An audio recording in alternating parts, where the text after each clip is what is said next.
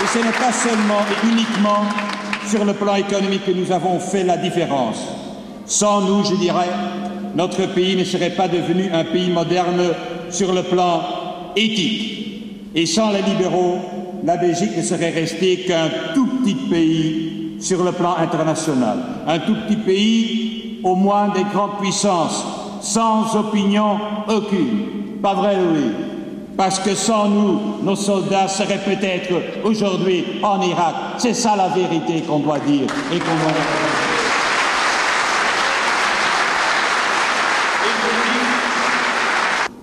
Nous n'avions plus de politique africaine. Nos prédécesseurs avaient pendant près de 15 ans effacé certaines pages de notre histoire, certaines pages de notre conscience collective, au lieu de tout simplement dire, comme nous l'avons fait, que nous avions réalisé en Afrique une œuvre de civilisation et que nous avions aussi parfois ignoré jusqu'au cynisme la redevabilité que nous avions à l'égard de ces peuples. Ils ont purement et simplement ignoré leurs devoirs. Nous avons aujourd'hui une politique africaine avec Guy Verhofstadt, avec les membres de notre gouvernement, mais aussi et surtout avec Armand de Decker, qui mène là une politique qui est évidemment la seule que nous devons mener.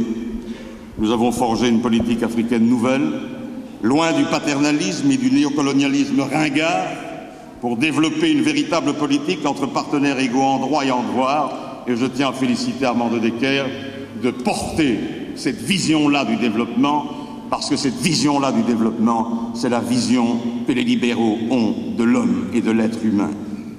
Nous avons joué un rôle déterminant pour pacifier le Congo, pour aider les Rwandais à se réconcilier avec eux-mêmes, le fameux pardon de Guy Verhofstadt à Kigali, qui évidemment restera comme trace dans l'histoire des grandes réconciliations et aussi des grandes lectures introspectives qu'un peuple se doit par rapport à sa propre histoire. Aussi pour aider les Burundais à dépasser les luttes fratricides. Fort de ce rôle majeur, nous pesons aujourd'hui dans des médiations importantes et vitales dans d'autres régions d'Afrique minées par des conflits. Nous sommes des interlocuteurs écoutés dans les instances internationales.